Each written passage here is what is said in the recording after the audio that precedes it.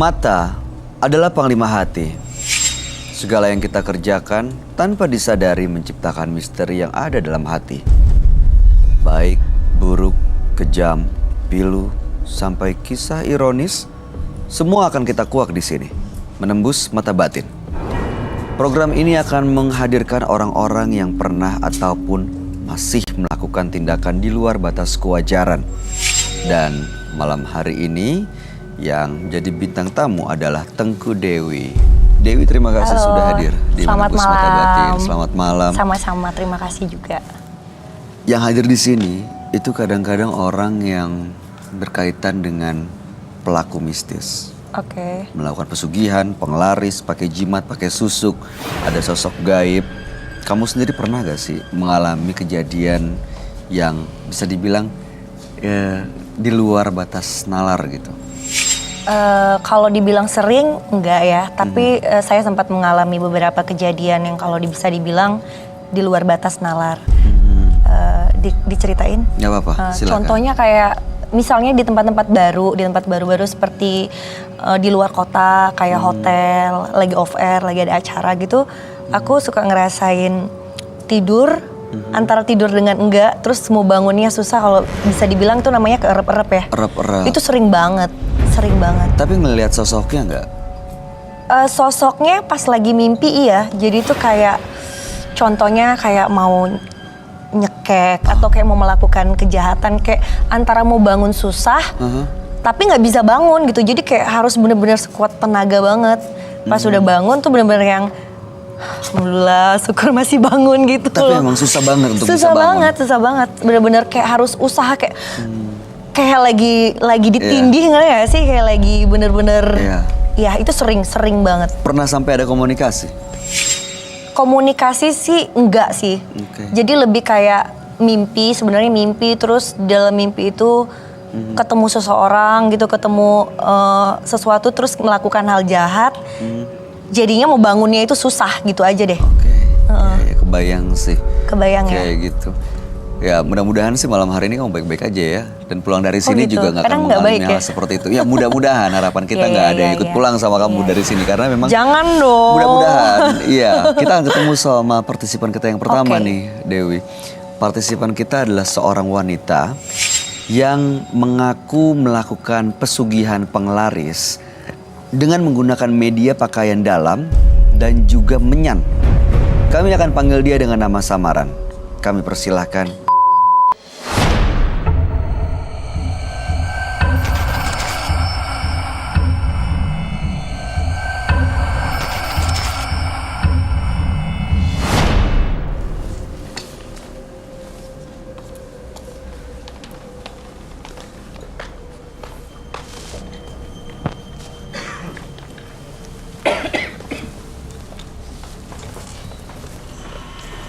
Selamat malam, Mbak. Malam. Boleh kami tahu pekerjaan Anda sehari-hari? Aku dagang nasi soto Lamongan. Dagang nasi soto. Baik, apa yang mau Anda ceritakan pada kami? Aku ingin menceritakan tentang pertanyaan yang belum terjawab ya. Tentang masalah penglaris. Terus anakku meninggal. Yang ini yang jadi pertanyaan aku. Apa anakku meninggal karena salah aku? Apa emang penyakit gitu? Dapat dari mana penglarisnya? Aku dapat dari di sini. Datang seseorang. Iya, ke orang pintar. Waktu minta penglaris itu ada yang kamu lakukan, ritual atau apa itu? Ada. Apa ritual? Aku di sana suruh bawa garam, ya. Terus kayak semacam celana dalam, tapi celana dalamnya kayak macam anak kecil gitu. Itu celana itu harus ditaruh di bawahnya etalase itu. Aku taruh di bawah. Setiap hari?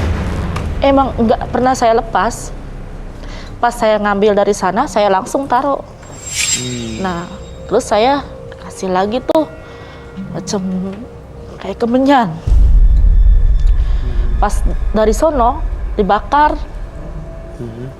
Dari itu selang 2 hari bertahap lah sampai langganan saya keluar masuk. Jadi sudah cukup lama menggunakan penglaris ini? Udah 10 tahun.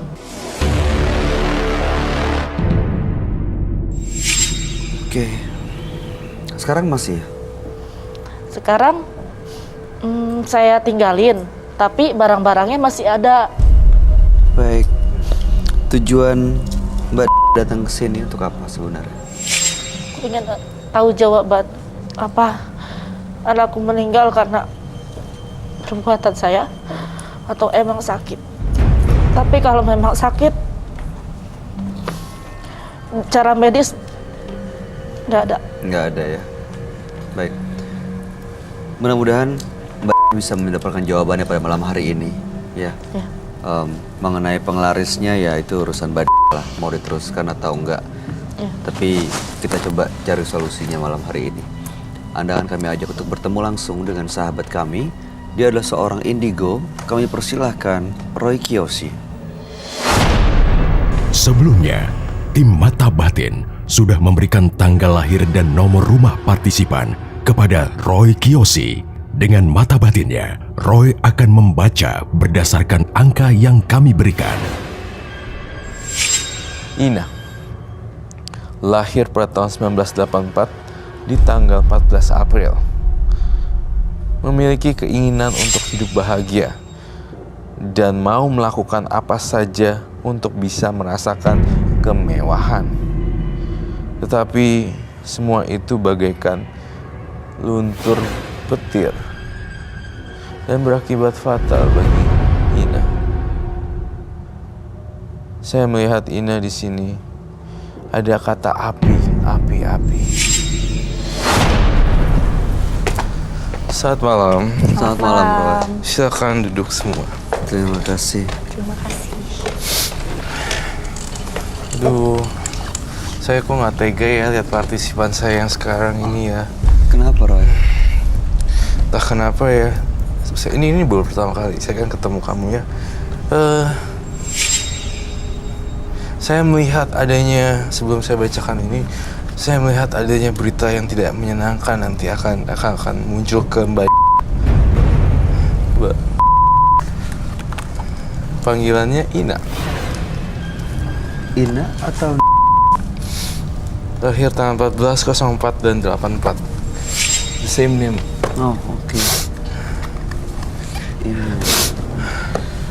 Mbak Ina ini melakukan pesugihan dengan menggunakan media pakaian dalam dan juga menyan, dan untuk membuat dagangannya laris yaitu nasi soto, dia menyimpan pakaian dalam itu di bawah etalasenya, tapi justru dia merasa anaknya meninggal dunia gara-gara diduga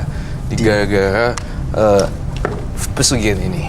Diduga ada kaitannya dengan itu. Juga ada kaitan dengan teka-teki misteri ini. Iya. Kita akan bongkar ya seperti apa dan apakah memang benar atau memang sudah faktor alam semesta yang nentuin kayak gitu. Memang ajalnya. Memang sudah aja. Tapi mohon maaf sekali sebesar-besarnya pada Mbak Ina ya, saya panggilnya. Saya tuh saya ngelihat pemandangan yang gak menyenangkan loh di pikiran saya. Kamu tiduran doang loh, terus tiba-tiba kayak dipasangin selang gitu. Lalu bantuan apa ya yang bisa Roy bantu pada malam hari ini? Apa bantuannya? Iya, aku kesini ingin tahu jawaban itu yang tadi aku cerita. Jadi mau tahu sebenarnya anaknya meninggal apakah karena memang benar-benar sudah umurnya atau memang ada kaitannya, karena anaknya ini bukan nggak tahu anaknya atau bukan, tapi Mbak Ina ini sering mendengar suara tangisan anak kecil di kamar mandi. Apakah ada kaitannya atau tidak ya? Ada kaitannya. Dan kamu kan seorang ibu kan ya. Naluri sang ibu tidak pernah salah. Kamu pernah dengar itu gak? Ya. naluri dan insting ke anaknya itu nggak pernah salah. Malah justru anak yang ke orang tua kadang suka yang ya kasih ibu sepanjang masa, kasih anak semegala. Itu yang saya rasakan di Ina. Ada kaitannya? Ada. Terus Saya ngelihat kamu ada tulisan kata, aku nggak bermaksud ya, saya mohon maaf.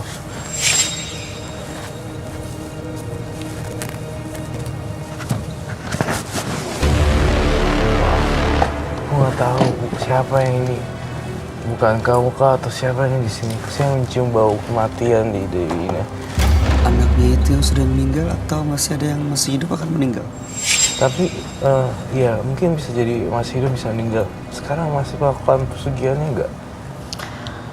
jujur aja, sekarang aku udah nggak datang ke sono. Tapi barang-barangnya masih ada. Apa mungkin aku harus ke sono lagi untuk balikin barang-barang itu, atau harus aku bakar gitu? Jangan sembarang bakar, soalnya kadang ada tulisan-tulisan yang ini yang suci-suci, kadang nggak boleh main asal bakar. Kita lihat dulu, boleh dibawa nggak jimatnya Ina? Ada. Silakan, monggo.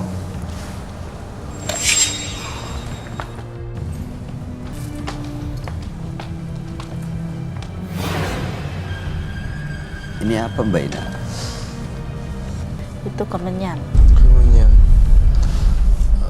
boleh gak kalau misalnya Roy Untuk coba mengundang Adi.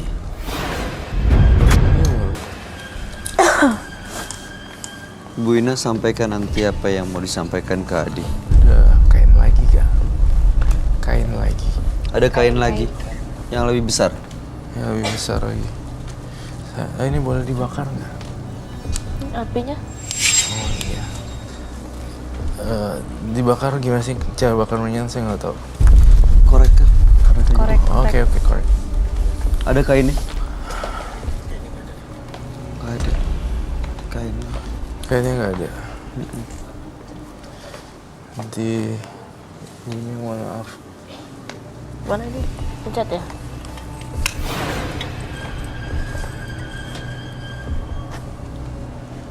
Kamu masuk ke dalam pintu gerbang arwah ya. Oh, nggak nyala ya? Udah nggak nyala. Bu Ina, saya kan melakukan ini perjalanan astral. Tapi saya tidak menjamin juga apakah dia benar-benar anak kamu atau tidak ya. Oh bisa aja makhluk lain ya? Ngaku-ngaku. Sosok lain aku ngaku. Tapi makanya nih saya pastikan, tadi saya dengar di kuping saya sebelum saya manggil Pak penonton, dia ada kayak panggilan kecilnya Dede gitu dan segala macam. Hal-hal kayak gini nih yang harus kita lihat kebenarannya sih. Masukin lagi Bu. Bisa nggak? Ya, thank you.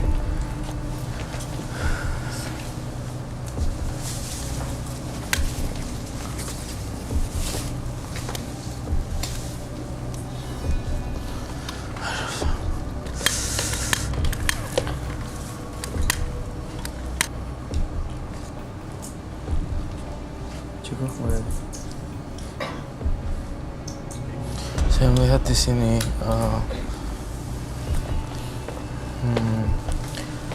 saya hanya menangkap informasi yang ada di sini ya, dan dia akan mengganggu Kia kalau iya seperti ini. Kalau misalnya enggak, mungkin geleng-geleng. Saya mau coba tes apakah dia udah masuk buat ini Pak.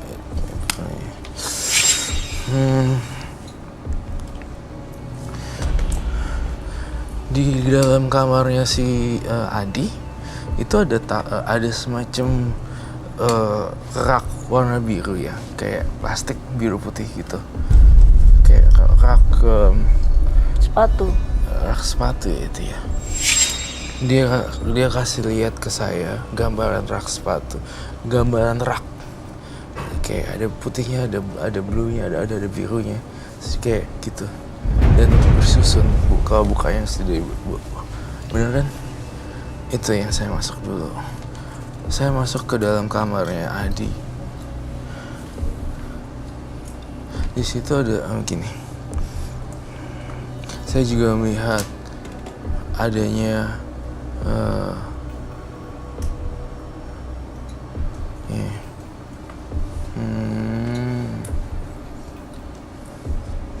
Yap, di situ ada jendela ternyata ya, di kamar Adi. Betul, saya udah masuk kamar. Saya mau nanya lagi, apakah ini Adi atau bukan?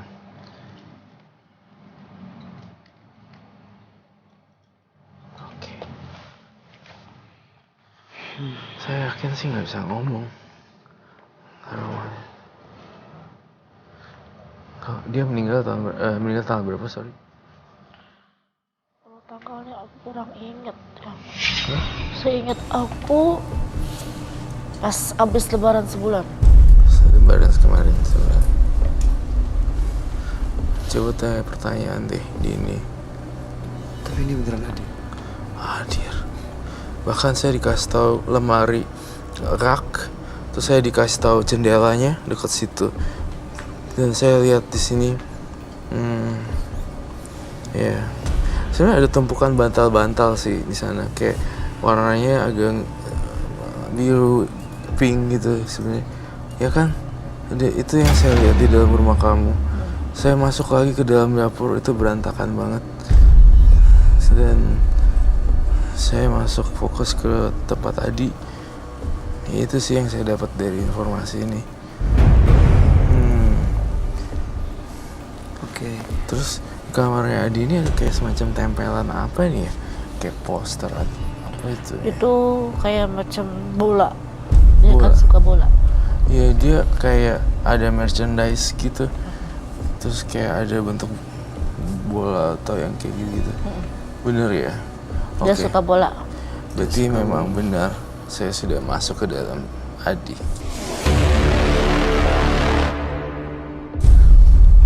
Oke. Ada yang mau disampaikan nggak? Ibu Ina, ini Tapi saya juga nggak berani janji itu asli atau makhluk jadi-jadian. belum tahu ini Adi atau bukan. Tapi Tapi kalaupun bisa memang dites kalau bisa, misalnya iya. dia akan ngangguk atau dia. Cuman aku ingin nanya, apa Adi meninggal karena kesalahan mama atau emang Ajal. ajal ya sama penyakit yang dia derita aja. Kalau ngangguk iya, kalau geleng berarti bukan. Sakit. Karena pesugihan ini dia jadi tumbal. Tapi kamu udah, saya Dede ya? Dede, kamu udah lupain bisa maafin mama kan ya? Kenapa? Dia nggak bisa jawab, cuma bisa ngangguk atau geleng. Apa saya ada dosa sama dia? Dia manggil kamu mama. Iya, mama kan. Bu Ina, sampein aja apa yang mau disampaikan. Iya, tadi. Kalau emang ini adalah Adi dan Iya, sampai saya masuk ke kamar Asgia tadi. itu disampaikan langsung sama sosok yang ada dalam badan penonton ini. Ya, sebelum menyesal dan nggak ketemu lagi. Iya, mumpung saat ini ada di depan Anda, apa yang mau diomongin? Ibu mau ngomong apa? Dede, apa Dede sakit berkaitan sama yang mama lakuin? Apa enggak?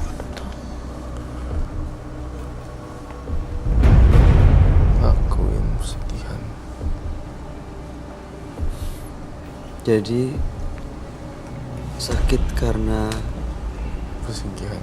pesugihan. Jadi sakit karena pesugihan.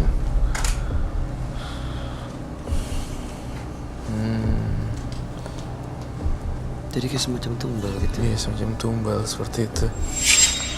Tapi kan aku nggak ngomongin mau ngasih tumbal. Kesana enggak. Hah? Aku kan nggak ngomong mau bawa tumbal gitu.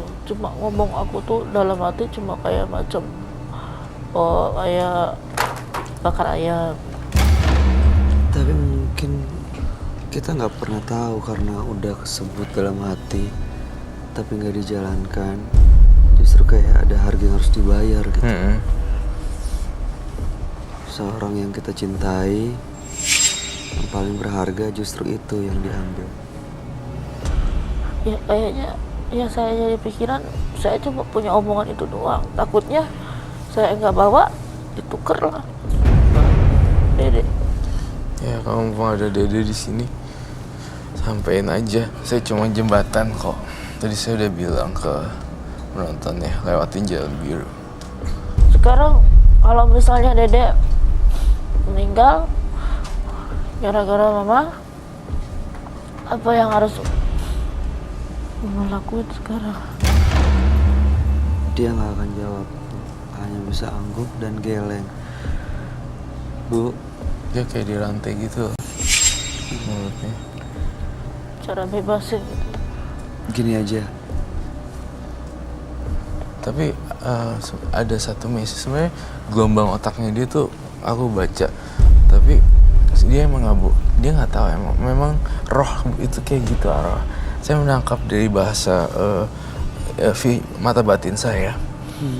Saya ngelihat Adi atau Dede itu ya, dia kayak nggak gemar sekolah gitu, kayak biasa aja terhadap, ya kan? Dia nggak ada kayak nggak into the school. Nggak suka sekolah. Dia emang bocahnya gemarnya banyakannya main. Iya, saya ngeliat ada majalah, kemudian ada kayak gadget PlayStation atau apa Ya. itu, ya kan? Ya. Terus ada tempelan bola dan segala macam, itu dia. Ya. Dan saya udah berhasil membuktikan kalau ini adalah Adi. Mbak Ina, ini kesempatan terakhir untuk menyampaikan sesuatu. Kita nggak pernah tahu itu adalah Dede atau bukan. Kalaupun iya, apa yang mau disampaikan? Bukan pertanyaan.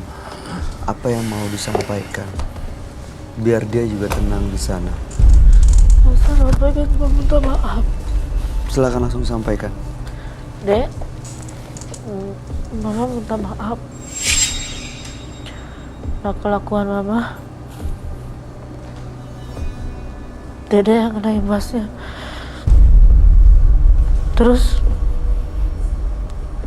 untuk menebus saya dosa sama Dede, saya harus ngelakuin apa?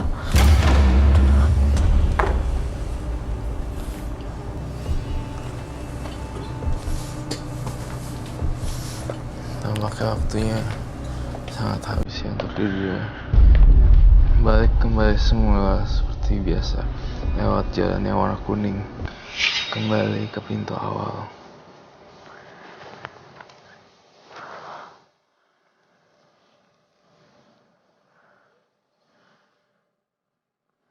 Silakan duduk di sini. Silakan duduk.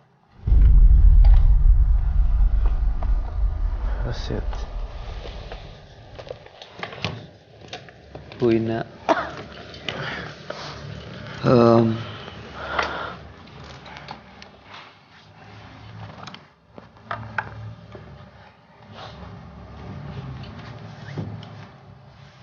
kamu merasakan sesuatu?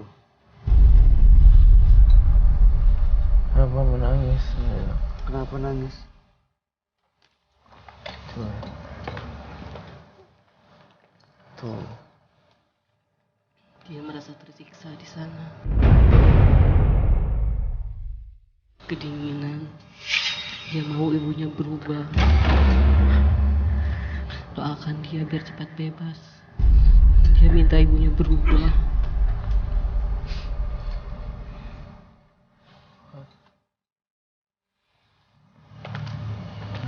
Kenapa, Bay? Dia tersiksa di sana. Oh, Dia kedinginan di sana. iya sih. Bu Ina doakan terus.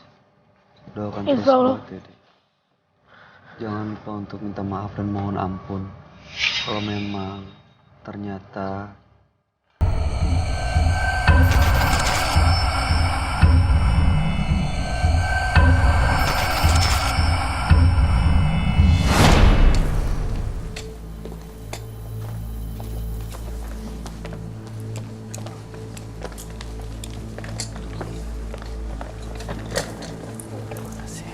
silakan.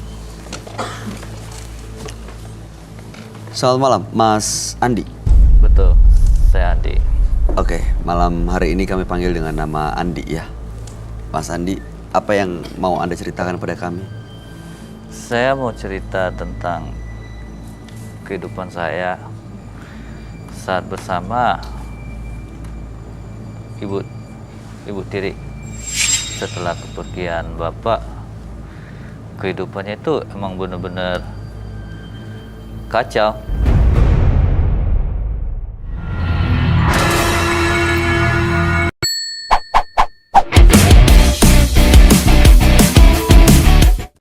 Ya dengan omongan ngantur-ngantur gitu. Jadi seakan pengen kesel gitu, pengen mukul.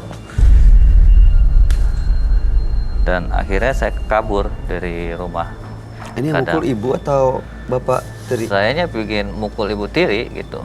Karena dari sikapnya Ibu Tiri udah gak bener. Gak benernya dalam bentuk gimana Mas? Omongan atau Ya, perlakuan fisik dalam perilaku fisik juga? gitu. Dan satu kayak nguasain harta lah. Tambah lagi om.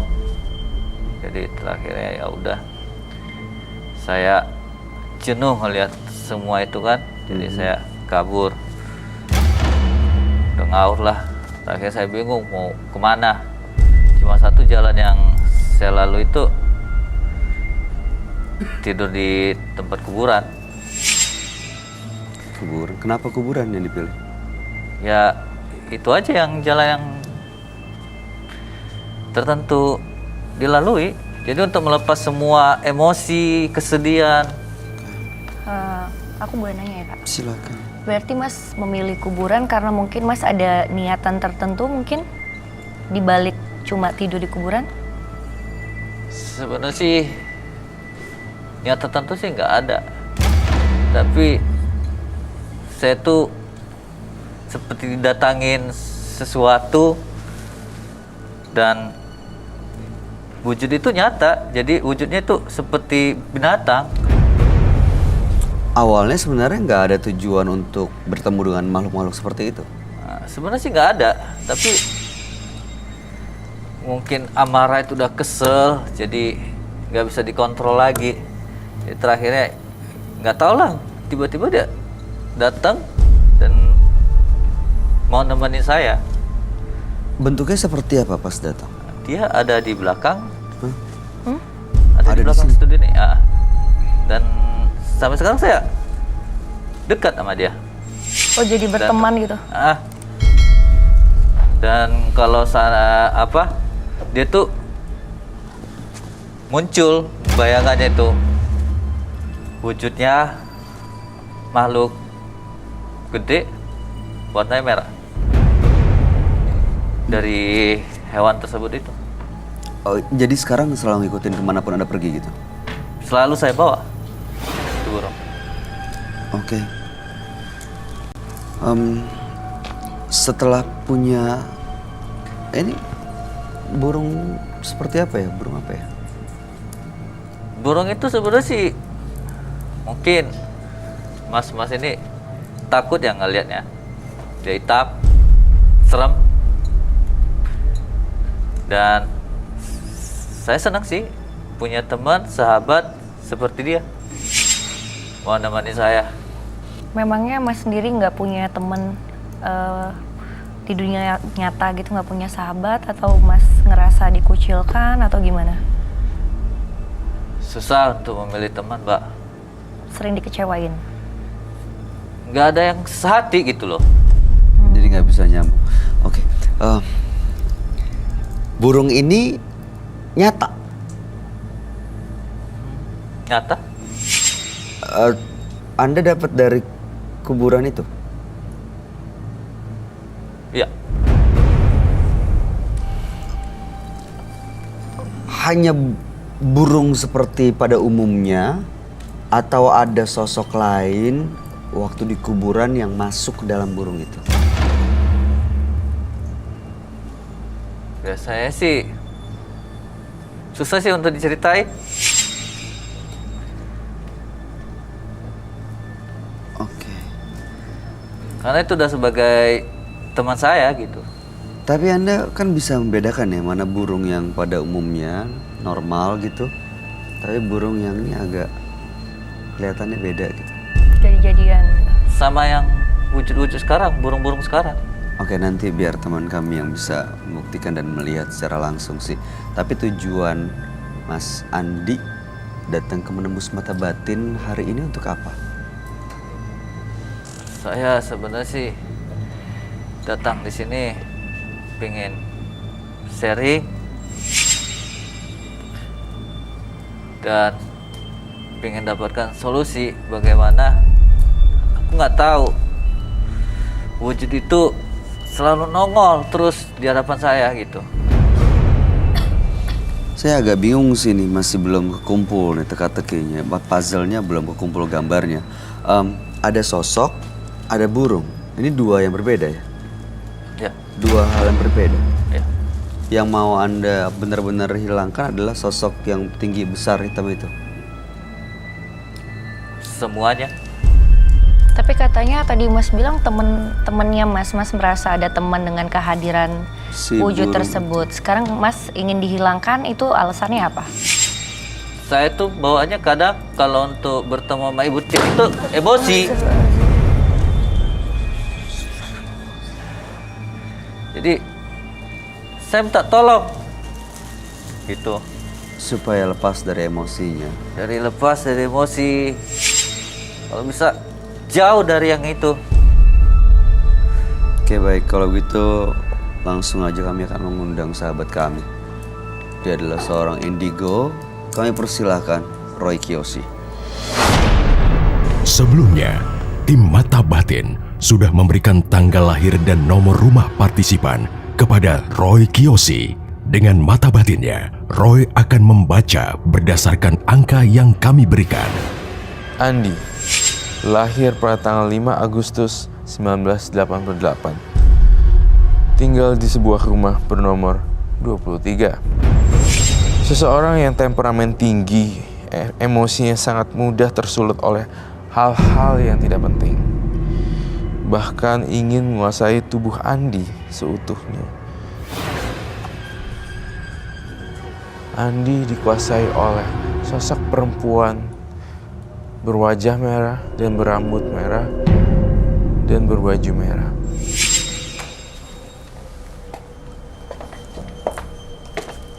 Selamat malam. Selamat malam Roy. Ya, silakan duduk semua. Terima Andi. kasih. Andi terlahir tanggal 5/08 dan 88 dan nomor rumah 23. Andi ini punya teman gaib itu burung, tapi sering diganggu juga sosok yang menyeramkan hitam besar. Dan ini datang saat Andi waktu itu menghabiskan waktu di kuburan. Karena waktu itu lari dan pergi dari rumah. Alasan kabur dari rumah karena benci dengan sosok ibu tirinya. Dan saat ini ingin lepas sebenarnya dari rasa benci terhadap ibu tiri dan juga dari sosok gaib yang sering hadir. Ya.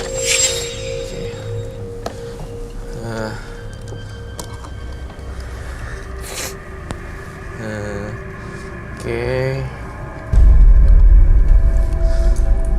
Sosok gaib.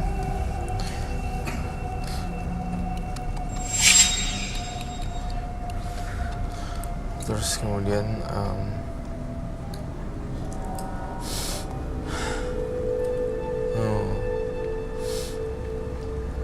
Apa Roy? Apa yang kamu rasain begitu melihat Andi? saya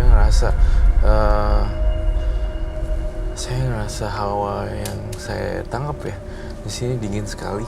Dan di sini ada sejenis burung. Saya mencium bau, saya melihat kayak saya tampaknya berhalusinasi. Saya melihat ada banyak bulu-bulu halus di baju saya, seperti burung. Nggak ada sih, tapi rasanya ada seperti banyak bulu-bulu burung. Iya, karena aku pakai roller. Itu yang aku rasain sebenarnya kayak everything. Itu sih, saya kok ngeliatnya itu ya.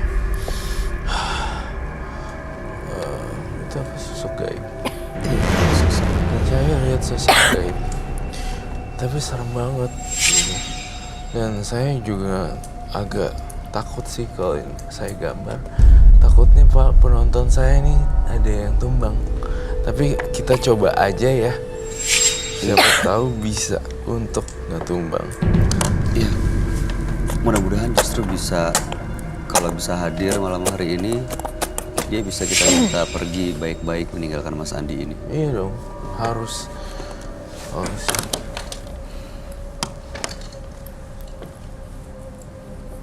Saya ngelihat ada sesuatu yang aneh di sini. Dan kok Andi diem aja ya? Kayak nyawanya nggak di sini. Mas Andi? Mas Andi nggak sadar loh dia ngapain dan dia itu di mana sekarang, ngapain, dan di stage-nya kayak loss of idea. Iya. Hilang gitu. Ayo bangun. Mas Andi? Ya. Kenapa? Ya, itu gara-gara kamu banyakan main-main begitu kamu jadi aneh loh. Mohon maaf ya. Kayak Itu nggak aneh.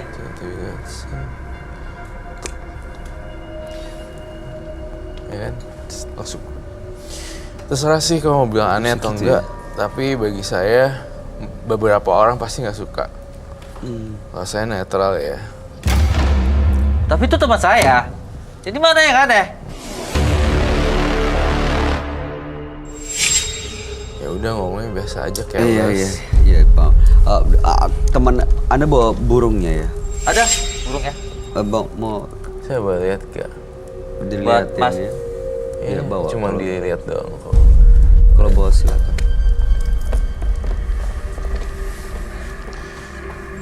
Ini sosok mukanya merah kok. Ngagetin. Iya sih, gue sih. Paham. Auranya tuh kayak marah, penuh benci gitu. Wow, Kenapa ya kurungin ya? Burung gagak atau burung apa? kayak burung gagak. Ini sahabat saya, Kaget. Bobby. Ya, Burung gagak. Makin panik. Mas ini mau megang? Enggak sih. Mbak? Makasih. Terima kasih. Itu burung gagak tuh simbol kematian lah.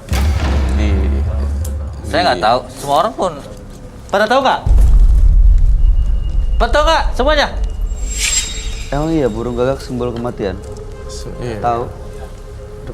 Iya kan? Iya kan? Enggak. Ini teman saya. Simbol kematian sih biasa kalau ada di Europe di Europe ya. Iya. Biasanya kalau ada burung itu kuak gitu. Artinya ada yang mati. Sebentar aja ya. Tapi kamu bilang teman kamu kenapa pengen dihilangin? Saya pingin dihilangin tuh emosi dan amarahnya. Kepada Ibu Tiri tadi, tapi Ya. nggak mau lepas dari sosok gaib yang menemani.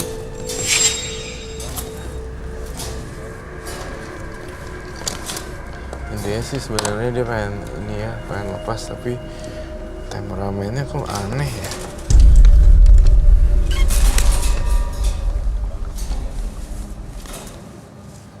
Itu si gagaknya disuruh diem bisa nggak?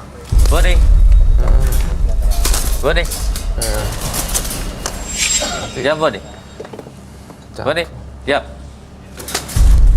Ya, burung gagak simbol kematian sih. Ya sih waktu pas aku ya mungkin ini karena western ya. Jadi Indonesia mungkin enggak ya. Burung gagak sih kemarin karena nggak ada gagaknya di Indo ya.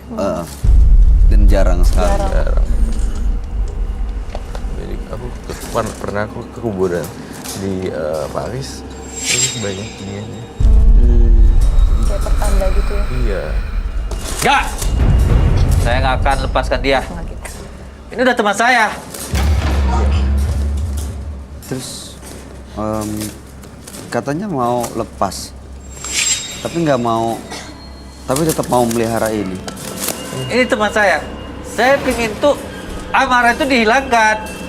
Kalau amarah, benci dan itu datangnya dari dia sendiri, Mas Andi. Nggak bisa orang lain mengubah karakter. Mungkin kami bertiga satu hari 2 kali ngobrol, tapi sisanya kamu yang jalanin, Mas Andi. Bodi, diam. Dia kayaknya sih emang nggak suka ya di situ, dalam situ. Bodi. Kayak kencing. Makannya apa sih kalau ginian? Gagak. Bangkai. Bangkai. Iya, di Nepal juga ya belum. Makanya emang kayak. Bangkai. Kasian ya kalau saya jadi kamu nih. Kalau malang dikit nih, ini aku ambil lah. Terus aku lepas. Iya. Mas Vicky masih mau berteman sama dia? I'm sorry. Ayolah, Apa? Mau berteman, Mas siapa sorry? Mas ya? kenalan. Vicky. Boni. No. Roy, aku mau lihat deh Roy. Ini sosok burung ini bener nggak ada sosok gaib yang dalam situ? Karena dia dapat ini dari kuburan katanya. Iya. Bener ya? Ya. Oh iya benar. Yang masih ada Balik. sebenarnya. Ya. Jangan buka. Ya, Boni. Nanti terbang loh. Nanti temennya kabur loh. Aduh takut kabur. sayapnya patah.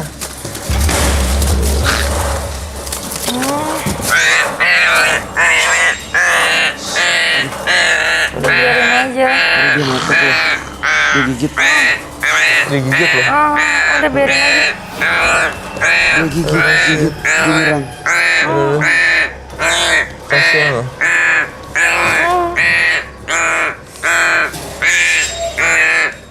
Oh ini.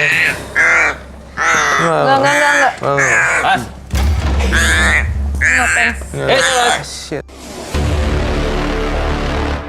Teman saya. Nggak mau. Teman-teman, ada yang mau nggak? Ini.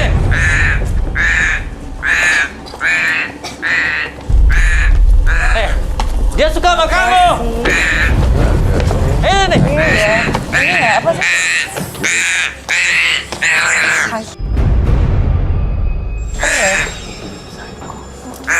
Jangan kasihan. Aneh ya, beda-beda gitu. Boni. Ya. Masukin. Temennya dia. Jangan takut penonton. Roy. Masukin lagi deh. Masukin lagi dia. Dia tuh baik loh. Iya. Kasihan dia, biarin masukin Tapi aja. kasihan dia. Biarin masukin aja. Nanti saya udah ya up to you man. Aduh, Boni. Ya. kasihan dia masukin. Kasihan masukin aja udah. Tuh dia. Iya, Boni.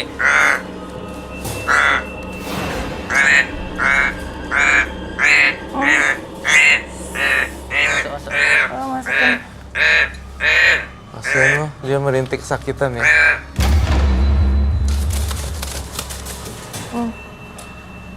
Biasanya burung gagak tuh berkelompok loh. Ada kayak Di hari saat aku sedih, dia tuh datang nemenin saya.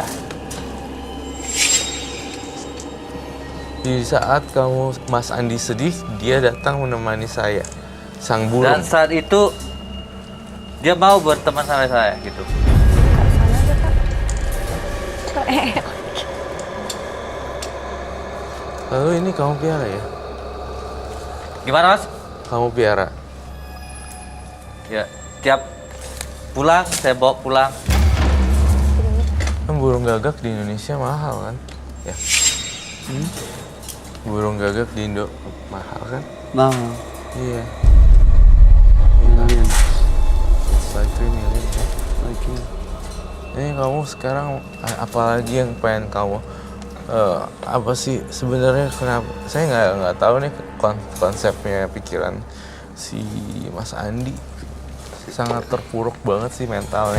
Iya, jadi dia ngerasa karena dia benci sama ibu tirinya, Iya. terus ini membuat dia jadi susah berpikir dengan logis gitu ya. Dia tidur di kuburan, ketemu dengan makhluk ini. Makhluk inilah yang cuma jadi temennya. Iya benar. Tapi dia masih punya rasa benci kepada ibu tirinya, betul ya? Iya betul.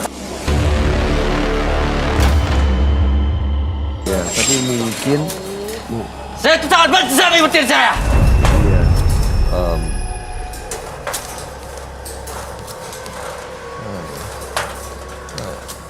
Kalian itu harus bantu saya. Iya, kita bantu. Kami bantu. Kamu juga. Ya tenang dulu ya Mas. Kami bantu kok. Cerot. Kenapa sih sebenci itu sama ibu tirinya, kenapa?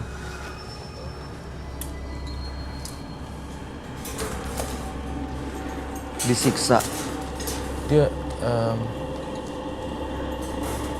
Kalian udah pernah belum mempunyai ibu tiri?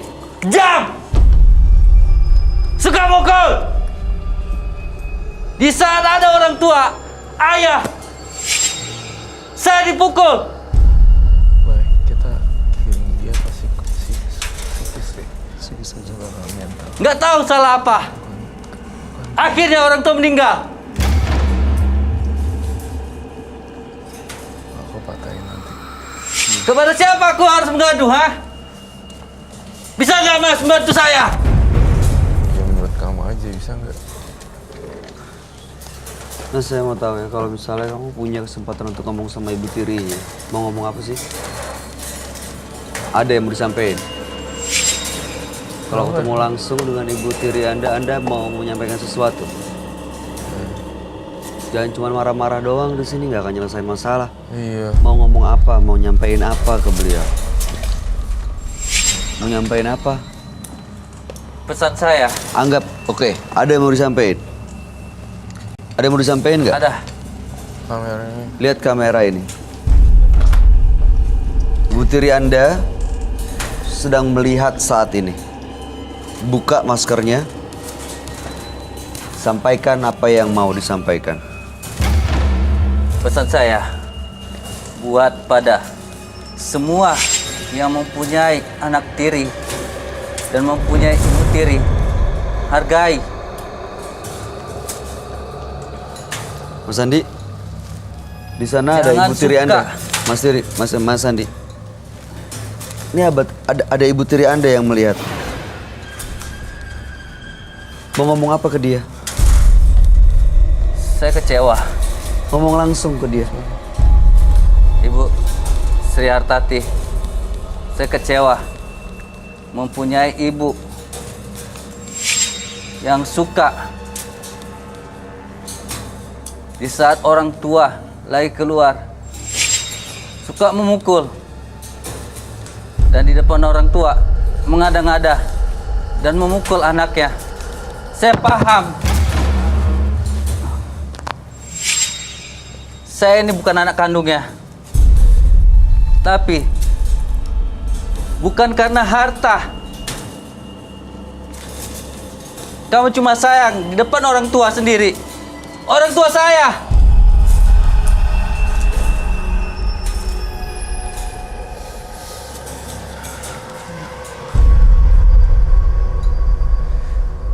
Insaf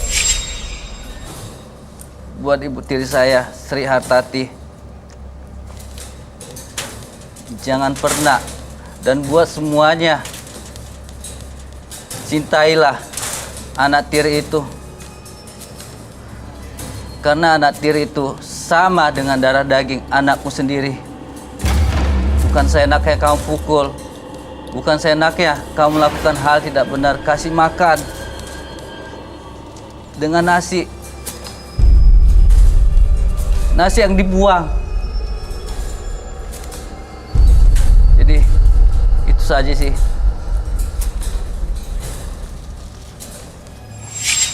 Tuh tadi kan udah disampein nih Mas Andi. Begitu pula dengan Mas Andi ya.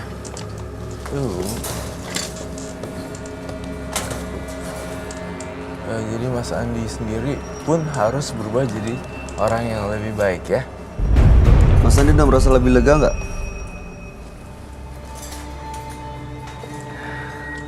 Sudah merasa lebih lega? Sudah. Walaupun masih punya amarah. Mas Andi jawab dengan jujur ya. Harus jujur sama saya. Saya ngeliat sesuatu penampakan di sini. Andi di bawah pengaruh obat-obatan terlarang, sempat terjerumus. Saya melihat itu di wajah kamu tadi. Benar, Betul. kan? Betul. Saat Ya, tapi kejadiannya, saya nggak tahu lagi harus bagaimana. Akhirnya ada teman. nawarin. Awalnya kita itu berteman baik, dan akhirnya menawarin sesuatu. Saya nggak tahu itu. Dia bilang itu enak buat kamu, itu meringankan beban buat kamu. Akhirnya saya tes, saya nikmatin. Udah. Dia ngasih. Akhirnya saya keterusan. Dan dia minta imbalan barang yang sudah dipakai itu. Dia minta imbalan. Bayar, men. Emang di dunia ini ada yang gratis? Bayarnya. Fair man. Bayar. Oh, oke. Iya, saya udah nangkep.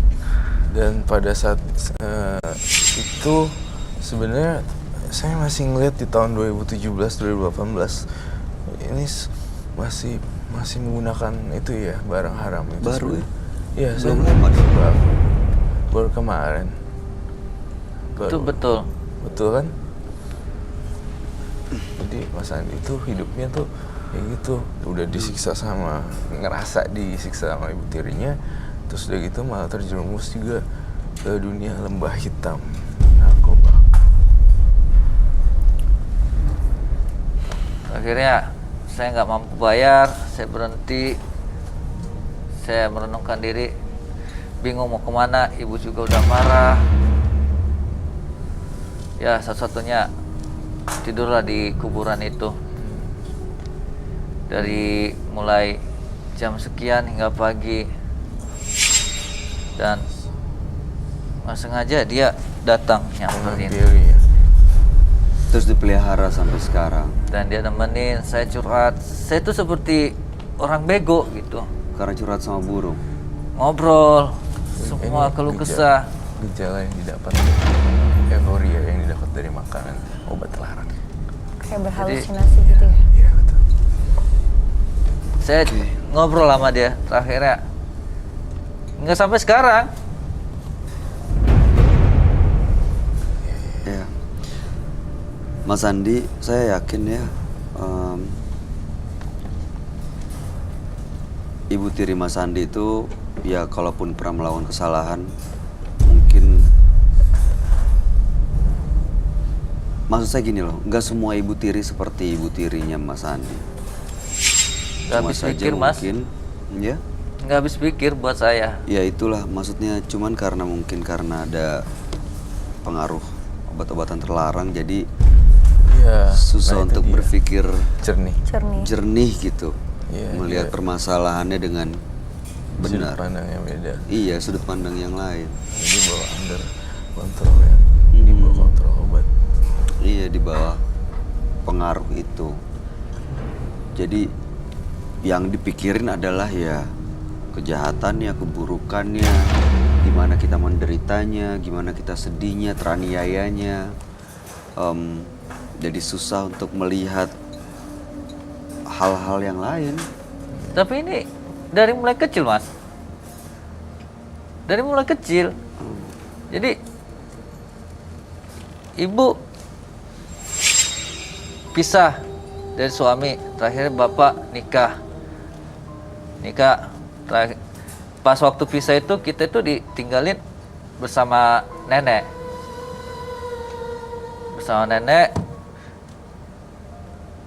Gimana ya? Itu sangat usia kelas 1 SD kita dipertemukan sama ayah bersama ibu tiri ini. Tapi Anda nggak mau ngelihat ayah Anda bahagia? Ayah meninggal kelas 3 SD. Jadi Anda tinggal dengan ibu tiri Anda. Iya, betul. Pas di saat waktu ayah ada, dia baik-baik aja. Pas ayah nggak ada, dia suka mukulin. Oh iya. Jadi bersama anaknya nih kita gabung. Oh gitu. Dia nggak suka, dia pukul. Dan nggak sampai sekarang. Perlakuan itu sama ke anak-anak yang lain? Kalau anak yang lain, anak dia sendiri tidak. Anak kandung enggak ya? Enggak. Jadi anak tiri sendiri. Nah, di depan orang tua dia beda alasan dengan penjelasan yang tadi. Padahal kita nggak mempunyai salah. Hingga sampai sekarang mendendam dalam hati. Jadi amarah itu yang nggak bisa dihilangkan. Jadi emang traumanya udah cukup panjang. Traumanya Bikin juga dia udah begitu dendam. Betul. Traumanya udah merasuk ke dalam dirinya nih. Jadi ya sudah benci banget sih. Jadi saya benci sama ibu tiri. Kenapa sih manusia itu nikah 2 kali? Iya sih. Nggak mikirkan nasib anaknya. Sabar ya, Andi. Saya nggak bisa bantu banyak, tapi saya cukup bilang sabar ya. Kalau dari saya sih, saya yakin gak ada orang yang mau menikah 2 kali. Tapi garis tangan orang kan beda-beda ya. Itu saya sih nggak tahu. Mungkin ada jalurnya yang diberikan Allah. Nih, Tapi saya kecewa aja sebenarnya. iya. Kecewa mempunyai kehidupan seperti ini, harus menerima ibu tiri dengan perilaku yang tidak benar, kasar dari mulai kecil hingga sampai sekarang. Maaf, sekarang Mas usianya berapa? 23. Saya 23. mau nanya sebentar deh. Di usia 23 ini kenapa nggak fokus untuk membangun hidup Mas Andi sendiri? Kenapa masih terpenjara sama rasa benci ke ibu tiri sehingga lupa untuk membangun hidup sendiri? Sudah mencoba, Mas, Tapi tapi berat, nggak tahu kenapa. Kadang saya bertemu istri teman, dia mempunyai anak tiri. Saya kadang pernah mukulin dia. Harusnya Mas ngerasa senasib dong ya, sama-sama anak tiri, tapi kenapa dipukulin gitu? Suaminya saya pukulin. Oh, suaminya. Jadi saya ceritain kisah saya. Tiba-tiba aja gitu emosi langsung Mas pukulin. Sampai sekarang dia udah nggak mau berteman sama saya. Hanya karena itu. Jadi ya iyalah. ya emosi yang membludak dan tidak terkendali ya. Iya, betul. Tapi sekarang masih suka ketemu dengan ibu tirinya? Masih. Terkadang kalau kangen rumah, tinggal masuk, udah keluar. Jadi kalau dia ngoceh-ngoceh, tinggal keluar aja. Pernah sampai waktu hari itu dia ngambil koper, buang. Dia bilang gini, pergi kau jauh-jauh, jangan nampak di hadapan mukaku. Waktu itu pergi? Saya langsung pergi. Terakhirnya, ya itulah, kembali lagi tidur di kuburan tadi. Akhirnya ada teman nawarin kerjaan, jual koran, keliling, pinjam sepeda teman, jualin, lampu merah. Apa aja dijual kayak. Nggak sampai sekarang. Tapi rasa dendam itu masih ada sama ibu tiri. Pastilah, pasti ada lah. Aduh. Ibu tiri itu nggak menyayangi anaknya seperti anaknya gitu loh. walaupun suaminya itu udah mempunyai anak, dia nggak menyayangin anak yang punya suami ini. Nggak dilakukan seperti perilaku anaknya sendiri. Oke.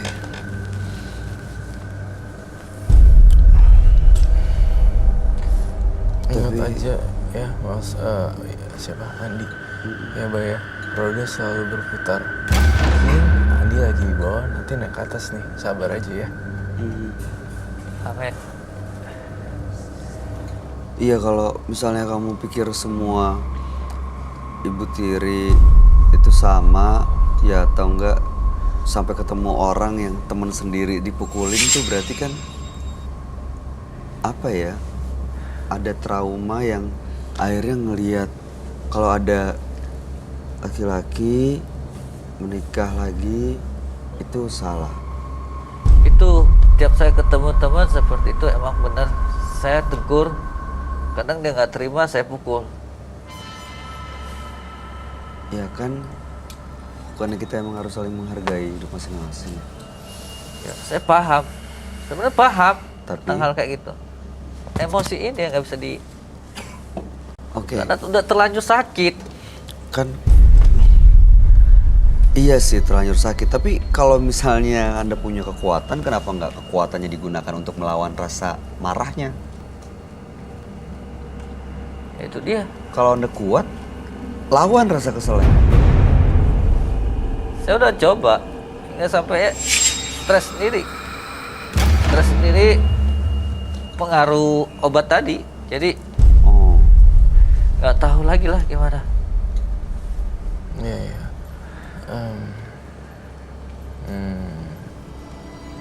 Boleh saya lepas ke burung ke alam bebas.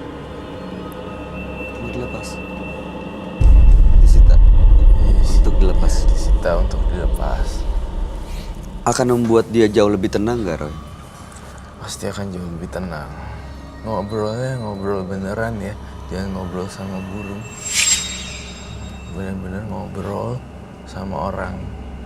Tapi kalau ngobrol sama orang, tiba-tiba dia kesal terus Membahayakan, ya. ngegebukin kan Iya. bahaya. Tapi Kasihan kalau ini sih. dilepas, dia akan bisa punya emosi, temperamen yang lebih terkendali gitu. Pastinya sih kan dengan melepas kita kayak Lebih lega. lebih lega, Nggak ada melepas, beban. iya. Seperti itu. Ini luka batin yang kayak gini sih ya, yang bisa justru jadi orang yang bahaya ya. Ya pasti, karena saya lihat siksaannya banyak gitu. Mas Andi, saya pengen banget kamu harus tahu, kebencian tidak akan pernah berakhir dengan kebencian. Kebencian akan berakhir dengan cinta kasih. Itu aja sih. Balasnya dengan cinta kasih. Jadi harus berbaik-baik di depan Ibu Tiri untuk mengasihi dia. Begitu caranya? Nggak ke Ibu Tiri juga, ke orang lain yang kamu temui. Dengan menurunkan tone nada suara juga udah termasuk attitude dan etika yang baik. Mulutnya ini ya kan berbuat baik. Ke siapa lagi aku berteman? Saya cuma itu punya teman tuh dia. Teman ngobrol.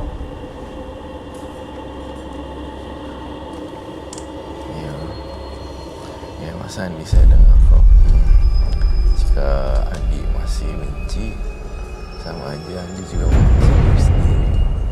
Itu sih. Saya ngomong beberapa panjang pun tampaknya agak susah dicerna ya. Saya ngerti kok. Dan sekarang Andi maunya gimana nih?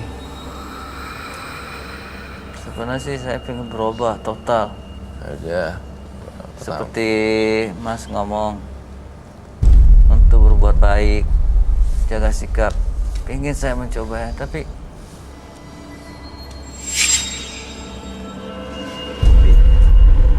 gimana untuk mencobanya gitu. bisa. Saya tuh orangnya udah terbawa arus dengan hal. Bisa. Nggak ada yang nggak bisa, Mas. Iya. Bisa, tenang aja, pasti bisa. Yang nolong diri Mas itu ya diri Mas sendiri. Tuh, sampai ada quote harus yang ini adalah musuh kita, adalah pikiran kita sendiri. Iya. Itu aku sering baca quotes itu, mindset. Sebentar, mungkin biar kamu lebih jelas. Ini apa yang kamu gambar? Ada hubungannya nggak dengan Andi? Saya ngeliat karena temperamen yang sangat tinggi, jadinya dia ditempelin sama kuntilanak tapi mukanya merah. Saya curiga dengan cara kematian dia terbakar di dalam satu gedung kuntilanak ini. Jadinya itu gosong semuanya. Gosong semuanya terbakar dan nempel di dia. Betul. Saat frekuensinya sama. Saat frekuensinya sama.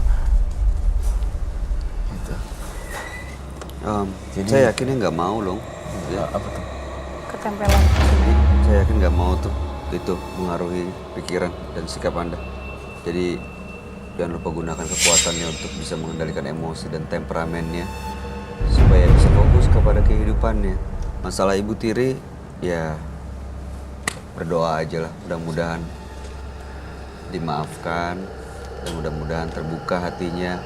Pasti siapapun akan bangga kalau melihat anaknya Anda menjadi seseorang yang sukses. Sebenarnya satu kerinduan untuk bisa berubah. Ingin ketemu sama ibu kandung. Jangan pernah berhenti berusaha kalau gitu, Mas. Ibu kandung. Saya nggak Bukan, tahu. ini masih ada. Saya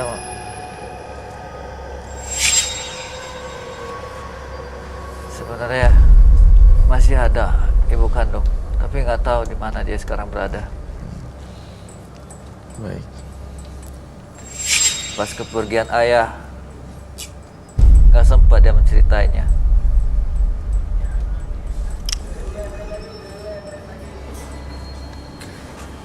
Dan aku tanya sama keluarga Om, nggak tahu kenapa dirahasiain. Itu saja sih sebenarnya.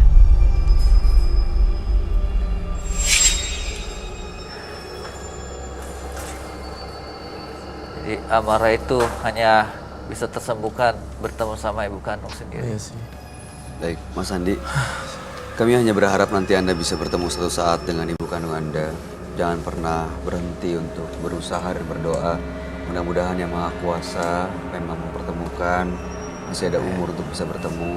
Dan tentunya saat bertemu, benar-benar kondisinya sudah jauh lebih baik. Nggak berteman dengan makhluk gaib atau burung gagak, nggak ngobrol sama burung itu. Dan sudah berhenti dengan obat-obatan terlarang. Dan pasti saat itu ada, bayangkan rasa bahagia yang dirasakan oleh ibu kandung Anda. Mudah-mudahan suatu saat akan bertemu. Sekarang saatnya untuk berubah. Siapa tahu memang itu jalannya. Anda berubah menjadi lebih baik. Mudah-mudahan Tuhan yang akan mempertemukan. Saya akan mencoba seperti alur air mengalir. Ya, jangan lupa seperti air mengalir tapi kendalinya tetap ada di tangan sendiri. Saya akan mencoba, Mas. Ada hal terakhir yang mau disampaikan, Roy? Enggak, sudah cukup dari saya. Kamu ada yang mau disampaikan, Dev? Ya udah cukup. Baik, Mas Andi. Terima kasih. Kami harap yang terbaik buat Anda. Silakan dibawa burungnya dan Anda boleh meninggalkan studio. Oke, terima kasih. Ya.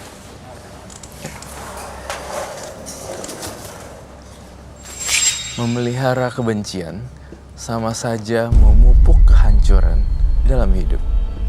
Pemirsa, dua partisipan yang hadir pada malam hari ini adalah Ina dan Andi. Ina adalah seorang ibu yang sebenarnya niatnya baik untuk meningkatkan ekonomi keluarganya, berusaha, tapi sayangnya menggunakan penglaris dalam usahanya itu. Dan ternyata ada tumbal yang harus dibayar, yaitu anaknya sendiri yang berusia 10 tahun meninggal dunia.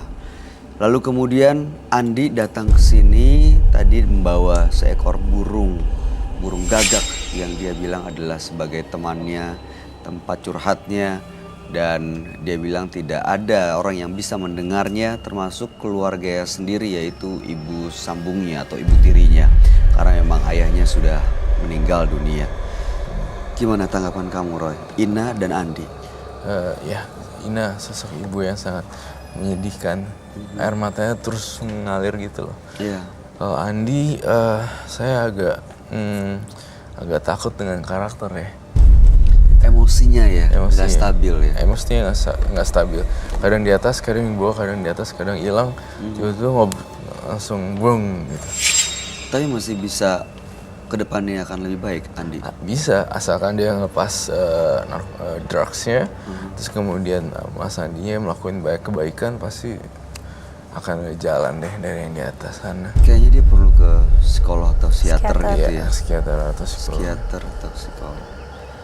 Oke. Dewi, kamu gimana melihatnya? Ina dan Andi, tanggapannya seperti apa? Sebenarnya hampir sama ya dengan Kak Roy. Kalau Mbak yang pertama tadi, Mbak Ina, itu memang terlihat banget kesedihan dari dalam dirinya. Siapa sih yang nggak sedih anaknya meninggal, apalagi karena perbuatannya sendiri. Ya aku cuma bisa berdoa supaya dia nggak mengulanginya lagi.